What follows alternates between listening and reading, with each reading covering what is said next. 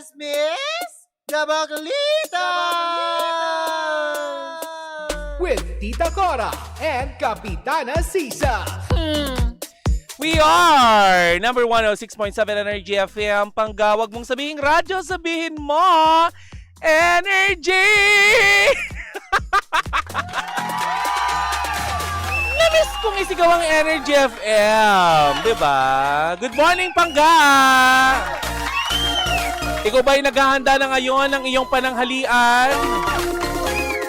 Anong lagay ng iyong puso, Pangga? Kabilang ka rin ba sa mga magpapasko, Pangga, na walang kapiling? Kapag tinanong ka, bakit wala kang jowa? Is it a choice or karma? Baka karma na yan, Pangga, kasi ang dami mo nang niloko. Ang dami mo nang sinaktan. Ay nako, Pangga, ano? Napaka-importante sa mga panahon na ito na dapat alam mo ang label ng iyong relasyon. Hindi yung diga ka lang ng diga, sige lang ng sige, hala. Tapos kapag nasaktan kayo, sasabihin nyo, na-depress kayo? Ha? Na-depress na naman kayo? Hindi pa naman kayo clinically diagnosed, pero sabihin nyo, na-depress na kayo. Mali yan, ha? Huwag mag-self-diagnose. Kung alam mo na may mali sa mental health mo, lumapit ka sa, hindi sa albularyo, Pangga! Sa doktor! Opo, nanay! Sa doktor po kayo lumapit. Hindi kung kani-kanino lamang. 'Di ba? Ay, nako, nakakalungkot. But anyway, maraming salamat, Pangga, sa iyong pagantabay.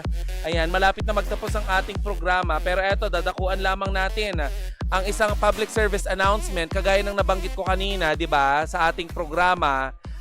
Si Atina Evangelista Ducot ay pumanaw na po. Ang libing po ay sa November 29, 9 a.m. Ayan, sa Masantol, Pampanga po. Nakaburol po dito sa Pampanga. Okay. Sa Doña Elena Street, Pacheco, Puntorin, Mariano Apartment, Valenzuela siya ililibing. Sa Valenzuela din po siya nakaburol ngayon. Kung saan sa Valenzuela, hindi po sinabi ng kanyang pamilya. So, finding, tegi tayo ngayon. Hindi sinabi kung saan nakaburol. Basta, sabi dito, sa Masantol, Pampanga po, nakaburol po dito sa Doña Elena Street. Okay, sa Pampanga siya ililibing. Pero, nakaburol siya sa Doña Elena Street, Pacheco, Puntorin, Mariano Apartment, Valenzuela City. Doon siya nakaburol. Pinapasalamatan din daw ng pamilya nila ang local government po ng Valenzuela kasi diyan pala sa Valenzuela meron silang burial assistance, 'di ba? Ay nako, importante yung mga ganyang paayuda kasi nga 'di ba? Hindi pwedeng tegi ka lang tapos ibabalot ka na lang sa ibabalot ka lang sa dahon ng saging tapos ipapaanod sa rumaragas ang tubig sa ilog. Hindi pwedeng ganoon. Ano ka, pusa? At hindi rin dapat ganyan ang ginagawa natin sa ating mga fur babies, 'di ba? Ay nakakaloka kayo. Ay, good morning kay Baby Toby na mamaya ay susunod na dito sa ating programa. Abangan ninyo kasi may mga pasabog siya. Oo, may mga pinaghandaan itong si Baby Toby. Pero bago ang lahat, i-chika muna natin ito. How true kaya ang chika for today's video na itong si Sara Labati ay pinalabas sa sikat na resto bar dyan sa BGC. Truly kaya or totoo kaya ang kumakalat na chikang pinalayas umano ang aktres na si Sara Labati sa Medusa Bar sa BGC kung saan ginanap ang Tatler Philippines Ball After Party. Isang Reddit post ang pinagpiestahan ng mga netizen kung saan nagbase ang post na bagamat tahimik ay kitang-kitang pinaalis daw di umano at inescortan palabas ng restaurant ang celebrity mom. Bukod kay Sara Labati ay nabanggit sa naturang post si Ruscio Subel at Marty Romualdez. Ito na nga ang chika for today's video. Si Ruscio Sobel arrived first, Pia Wurzbach and Georgina Wilson. So ganito let's make it short. Ang chika daw, itong si itong apong Ayala, Sobel, ayan. si Ruscio Sobel ay, teka lang, si Ruscio Sobel ay ex niya yung anak ni dating Speaker Martin Romualdez na ngayon ay nalilink kay Sara Labati. Ngayon eto nakakaloka. According dun sa Reddit na kumakalat, pinalabas daw sa bar itong si Sara Labati nung dumating itong mga mayayaman na pamilya na ito. Ika nga dun sa Reddit post, para daw teleserye, talagang pinagtitinginan daw ng lahat, yung para side eye silang ganyan, pero lahat ng mata na kay na kay Sara Labati. Pero papayag ba ang tita Cora mo na maniwala ka agad? Kasi baka mamaya fake news lang yan. Alam mong ginawa ko, ate, nung kumalat ito. Di mo kakayanin. Minessage ko yung nanay ni Sara Labati. Kasi close kami ni Mami Esther. Sabi ko kay Mami Esther, Mami, ano ba totoo ba yung nangyari kay Sara kagabi? Sabi ka, no? Parang grabbing elbow with the celebrity. Ganon. Diba? Minessage ko. Sabi ko, Mami, totoo ba yun yung nangyari kay Sara? Pinalabas daw sa Medusa Bar. Tapos sabi niya, hindi ko alam. Tapos sabi niya sa akin, wala daw siyang kaalam-alam sa nangyayari. So sabi ko, Mami, kalat na po sa social media. May nagchika na nga din sa Reddit. Tapos nasa TikTok naka-upload. Sinend ko sa kanya. Tapos sabi niya, alam mo, wala akong alam. Sabi ko, Mami, siguro mas okay kung tawagan mo si Sara or kaya kausapin mo siya kasi para at least alam niya din na may kumakalat na ganitong balita. Tapos sabi sa akin ni Mami Esther, okay, sasabihan kita kapag nakausap ko na siya. And up till now, hindi pa ako nakakakuha ng update kung totoo nga ba yung nangyari iyon. Pero mga pangga, may mga nag-message din sa akin. Hindi ko napapangalanan kasi gusto rin nilang ingatan ang kanila pong seguridad, 'di ba? Gusto nilang ma-secure ang kanilang sarili. Sinabi nila sa akin na wala daw pong nangyaring ganon nung gabing iyon sa Medusa Bar kasi nandun po sila. Para sa mga hindi nakakaalam, ang Medusa Bar isa yan sa mga syala-syala mga bar dyan sa BGC. At nung time daw na nangyari yun, nandun din daw si Pia Wurzbach.